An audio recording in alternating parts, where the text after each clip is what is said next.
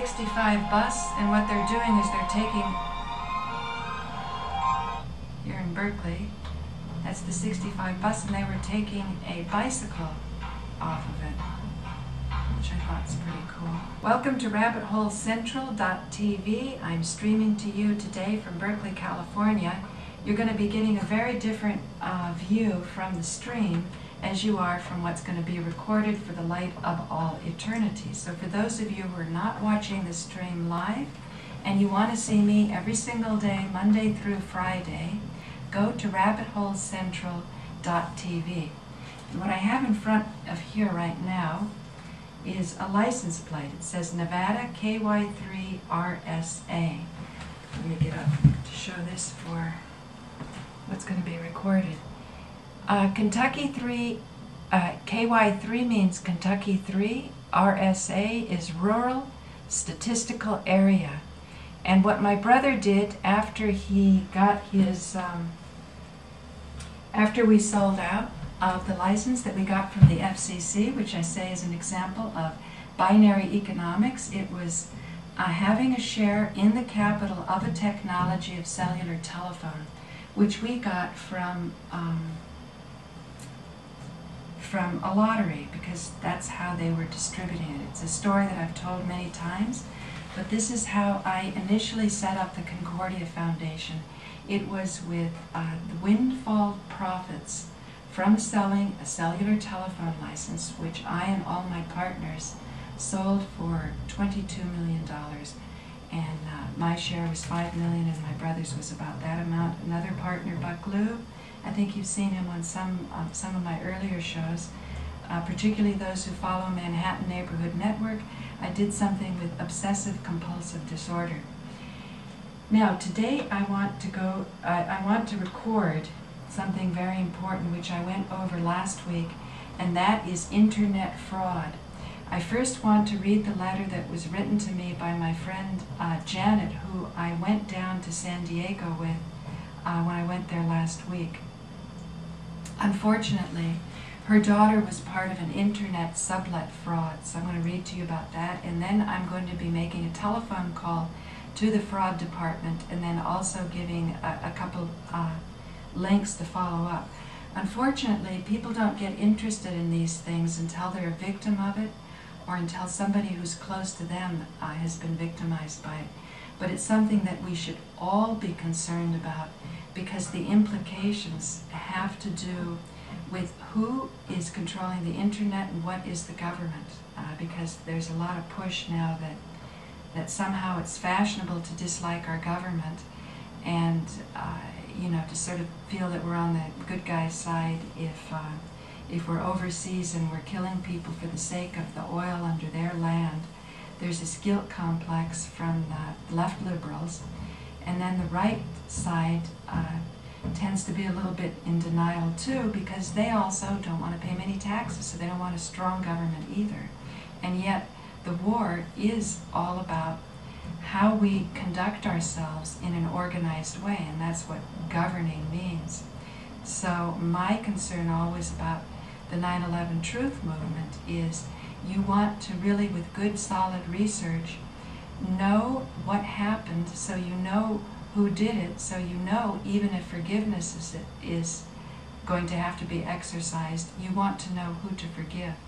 Punishment is something that we get so emotional about, and we want to lash out all of our hurt and our anger, and often in that running to lash out, to strike back, we don't even find the correct people who were really responsible. More often than not, what we do is we scapegoat and sacrifice victims, puppets, and as a result the problem never gets taken care of. We never really come together in a deep way where we can advance as a civilization. So here's the important letter about internet sublet fraud. On another note, my daughter wanted to sublet her apartment, which she shares with 3 other women, for the summer. It is near UCLA, where she is in school. She advertised it on Craigslist. 2 people responded, and her absent roommate also needed to sublet her space. So my daughter Anita responded for her roommate as well. Both respondents said they were in Europe and would be sending a cashier's check to secure the space, which they did. Each also asked Anita to wire part of the cashier's check to their travel agent. Anita thought that maybe that is somehow a necessity for people who are coming from Europe to rent an apartment. She deposited the first cashier's check and wired money to the travel agent, in quotes. Anita had not described how she was subletting her apartment to me. I had just emphasized to her that she needed to get her potential subletters to sign a contract, which I don't think she actually did. A friend of hers suggested that this could be an internet scam. So you see the words out. Although she did not admit to her friend, she began to worry. After worrying and not being able to sleep, she told me about it. Starting Monday, we spoke to our bank, the Police Division of Internet Fraud, which closed before we got very far. And what she meant by that, it closed at 5 o'clock.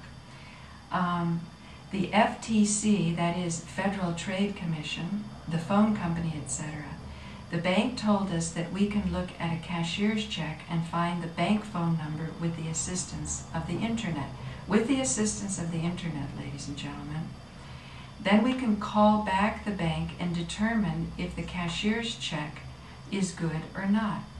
We discovered that the 2 remaining cashier's checks were not good, and within a few days the cashier's check that she deposited in her account bounced. So my daughter is out nearly $4,000, and she had to cover $1,080 for her rent on July 1st. Luckily, she did not deposit the 2 remaining cashier's checks, which would have brought her loss to over $10,000. We are waiting to see what charges her bank will add. In addition to this, the travel agent made 65 calls on her cell phone yesterday. She answered him only once to tell him she was busy and asked for his phone number to call him back. It was showing up restricted.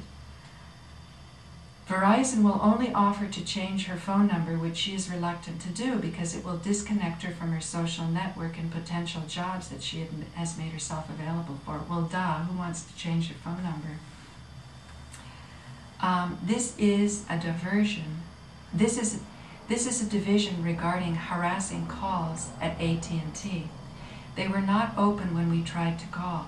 So the whole thing is very frustrating, trying to find out who would actually help us and tell us how to proceed. We had to turn to our son, who had sufficient cash available because of his work in game design, computer games, so that we could cover her loss in her checking account. This has been a frustrating life lesson. There are also so many issues involved regarding shame, regret, self-esteem, trust, having to be dependent on our son, etc. I have tried to be very supportive of my daughter, who feels so horrible that she allowed herself to be deceived and then had to be bailed out by her brother. And my husband has a whole other set of reactions to this, many of which involve anger and blame. So thanks for listening. Best wishes, Janet. So I want to say, this is so important. She gave a lot of information about what they went through. She gave me some other emails. I'm going to make a call now. But I want to point out this part about shame, regret, self-esteem, trust, anger, blame. These emotions have to be understood very carefully, because although we think we're operating in a clear way, oftentimes our emotions get the better of us, and this is something that's understood by those who arrange public relation campaigns or they're involved with advertising. They understand these emotions. And this is why on my site I am working to remove a lot of the comments from YouTube, because they are just gunking things up so much. And I'm putting them over to paulagloria.com, my unmet needs division, because I think if people have to have very abusive comments, there's something that needs to be heard there. So I am organizing it right now on my website to all get it in order in a systematic way so I can go through it. Also, I'm putting my imposters there, because that can be very troublesome. Everything can go along fine. My imposters have been some of my most attentive viewers, But every once in a while they'll throw a monkey wrench into things, and even Nico Haupt was fooled by one of these imposters, and it caused a big problem between us, a big misunderstanding. So I have to keep attentive of that. I would just love the idea, if it was true what Web Fairy said, that my imposters have become almost better than I. Some of them probably are more intelligent than I am. I've never pretended to have a fabulously high IQ, but I do have to keep an eye on this because it can really lead in an unproductive direction. So for right now, what I want to do is let's call up the Internet Frauds Department. It's called Internet Fraud Complaint Center is 800 251 7581.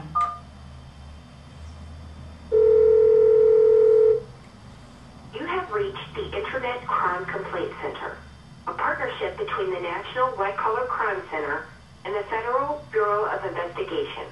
Wow. Our hours of operation are 8 a.m. till 5 p.m. Eastern Time, Monday through Friday.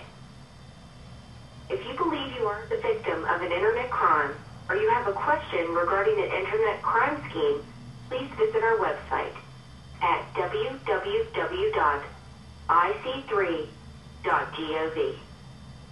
If you wish to file a complaint, you may do so by visiting this site and selecting the File a Complaint link. All complaints should be submitted via this site. The IC3 is a referral agency. Complaints filed via this website are processed and are referred to federal, state, local, or international law enforcement or regulatory agencies for possible investigation. Any investigation opened on any complaint filed on this website is initiated at the discretion of the law enforcement and/or regulatory agency receiving the complaint information. If you believe your matter is urgent or time-sensitive, please contact your local law enforcement directly. If this is an emergency, please hang up and call your local police immediately. Information regarding the status of any investigation regarding your complaint is not available through the IC3. If you're calling to update your complaint, please visit our website at www.ic3.gov/UPDATE and use your previously assigned complaint ID number and password. The following are the most recent and common scam types being reported to the IC3. Auction fraud, counterfeit cashier's check, credit card fraud, debt elimination scheme, parcel courier email scheme, employment business opportunity, escrow services fraud, identity theft, internet extortion, investment fraud, lotteries, Nigerian letter or the 419 scam, phishing, spoofing, Ponzi pyramid, reshipping, third-party receiver of funds, fraudulent spam emails, reportedly from the FBI Director Mueller, representing congressional interests, regarding deployed U.S. soldiers, reportedly from FDIC, or reportedly from IC3. For more information on these and other internet crimes, please visit www.ic3.gov and click on Internet Crime Prevention Tips link, Internet Schemes link, or Press Room link. To file a complaint with the IC3, please visit our website at www.ic3.gov. Due to a high number of calls on this line, you may be asked to hold for 5 to 10 minutes. To avoid this wait, please go directly to our website to file a complaint at www.ic3.gov. If you are calling from a law enforcement agency, please call the IC3 administrative line. If you would still like to hold for an analyst, please press 0. One moment, please. IC3. Yes, is this a human being or a machine? I'm a human being. Oh, that's so wonderful. Thank you. Can I help you? Yes, I want to say that I am recording this show for Manhattan Neighborhood Network, which is a public access daily TV show in New York. Uh-huh. And one of my friends has been defrauded of many thousands of dollars on a sublet scam. And I'm just wondering, you know, when a cashier's check is given, you think that the cashier's check is good. And I'm wondering, what will the internet do about this? Because I have already had the experience on YouTube of my shows being taken down, and I'm given no explanation, and I have impersonators running around. They've created an account similar to mine, and I also don't get any response from YouTube on that. Okay. And here's the problem. In my name, or a name that almost looks like my name, they leave things like, I served my country in Iraq and I lost both my arms. And then they come to my site and they see I have both my arms and they call me a liar. Do you see how serious this is? Mm-hmm. What do I do? Well, because I'm frustrated about the internet. I went through all the steps that YouTube said. I even went down to YouTube and took my camera, and they just freaked out. They kicked me out. Mm-hmm. And where they sent me to, no satisfaction and no response. okay. Well, I'm going to transfer you to our complaint supervisor. Okay, I'm sorry. See more about that. Okay, thank you. Just 1 second. You're welcome. If she's not at her desk or if she's on another line, you can leave her a message and she'll give you a call back, okay? Okay, thank you. You're welcome. So I shouldn't have talked so much to somebody who didn't, wasn't responsible for this.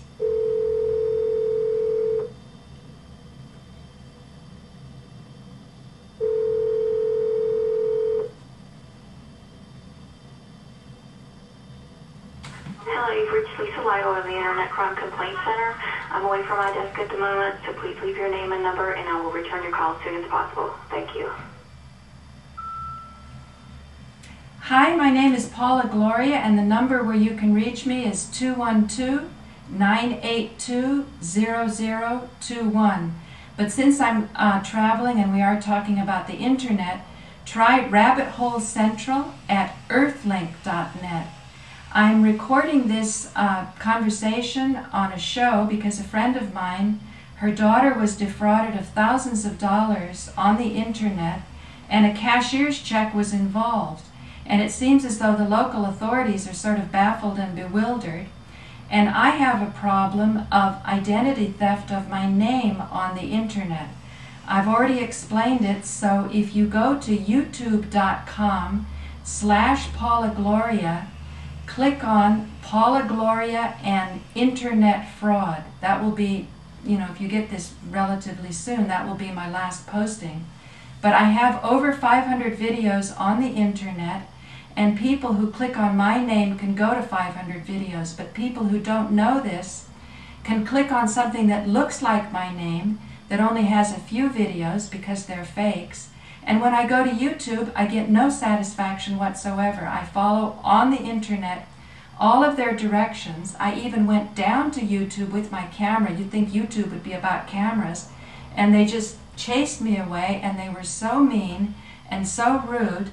And this is a serious problem. As I said to the person before, somebody was thinking that I lost 2 arms in Iraq, and then when they come back and they see that I haven't lost 2 arms, I'm called a liar.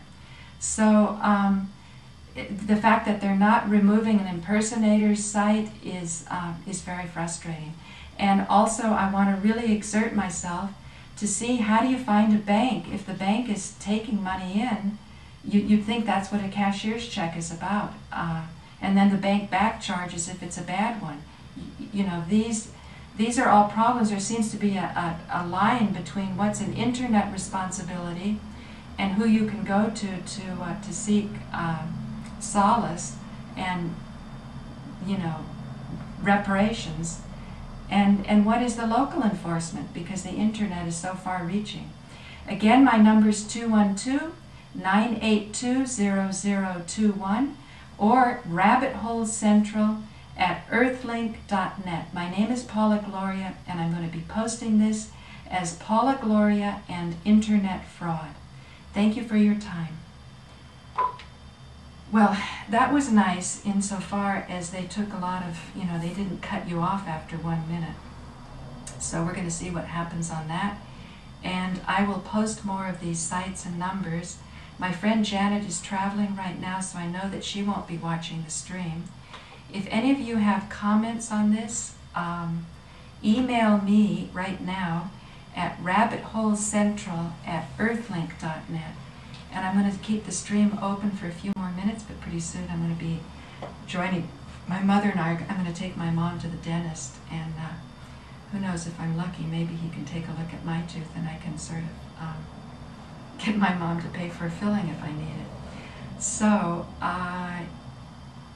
while I'm waiting to check the email, I want to emphasize that I'm moving particularly distracting comments that are more tragic expressions of unmet needs than actually information that will help to develop a line of reasoning. When I post a video, I like that video to be stimulating thought, and that's why I called my show on Howard Stern Total Penetration, because you're penetrating. Oh, I see something here that my sound level isn't good. Sorry, I should have checked that. It is bad. So on the stream you didn't get that very well. Sorry, Spencer, I should have checked this a lot earlier. Hope that that's working better now. See, it's so good to have feedback. But anyway, rabbitholecentral@earthlink.net is where you want to be sending this. And so what I'm going to be doing now is saying the comment should be on topic. I don't care if the comments are violently against what I'm saying, you know. You get a little emotional, okay, you can have a little emotional stuff in there too. We are human beings. But give me some information, and even if it's against me, it's okay. The show on Howard Stern was called Total Penetration because I knew it was going to be transgressive. If you're telling a country and you're reaching out to millions of people and you're giving them a story that is so totally different from what they have been led to believe and how they hold their worldview together, you're really violating their space. You're penetrating it. But I say that the show is about taking abuse into stimulation. That's why on Howard Stern I call my show Total Penetration. And I say, if I put that stuff out there, I expect that there's going to be reaction. I expect to be penetrated back. And that's why I say the call-ins are so important. But I'm frustrated at the Howard Stern people because we didn't have real calls. And I think Nico Haupt illustrated that so elegantly in one of his last postings that had to do with Langford versus Howard Stern or nonviolent communication, because if they claim we know planers are not respectful to the victims of 9/11, the fake call that called in said, I lost a family member, it was Steve Langford, and he's, for Howard Stern people, the head of the news department, so that's an inside joke. So is that joke funny or not? I don't know. I don't think it was funny. I don't think it was transgressive enough. It certainly illustrated our naivete and innocence because Web Fairy took it very seriously and she got mad at Nico for how he was conducting himself. But probably on the show Total Penetration, Nico was the one that was definitely the star. He handled that very well. But my concern about doing another show on Howard Stern is that unless there's more support from the 9/11 platform, some donations that are coming in to say, yes, we're behind you, yes, we want you to go no planes, I think I'm going to have to rethink this through what I should be doing on August 11th, because Howard Stern doesn't pay, and I want to make sure that I'm able to serve local businesses where I want to stream and I want to collect revenue from that way. My heart is into it. Again, Sirius was supposed to have no ads when it first started. I hear nothing. There's tons of ads, and they say Howard needs a break. but you know, that's an awful lot of break, a lot of ad space. So, you know, why not go directly? Go out and get your own sponsorship. So I think that there's a lot of models of success, but it's something we need to work at. So again, Rabbit Hole Central at earthlink.net. And there's more stuff I want to say. I'll keep it for the stream tomorrow because I'm going to wrap this up and get this posted. It's such an important topic, and I'll read through the comments tomorrow. I see I have a comment from my thoughtful viewer, Joe Cooper, regarding Michael Richards and his racist comments. And I had wanted him to be on the show because I also thought October 11th could be dedicated to racism.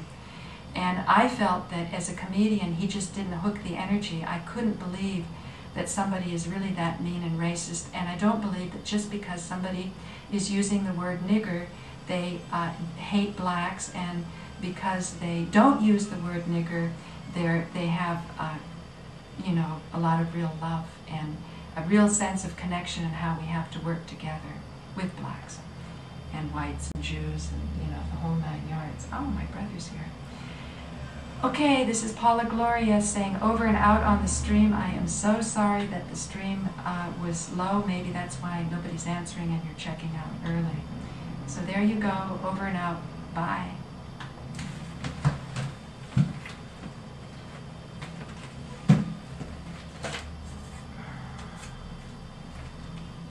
Again, for the light of all eternity, this is my brother's you know, license plate, kind of in honor of how he made all his millions. And that was with a binary economic example of a capital ownership in Kentucky of cellular telephone. And there's my brother down there. He was in the truck. And I'm coming to you from the Bay Area. And if this was a more clear day, it's a little bit overcast, you would be seeing the Bay Bridge, but you're not today. Bye.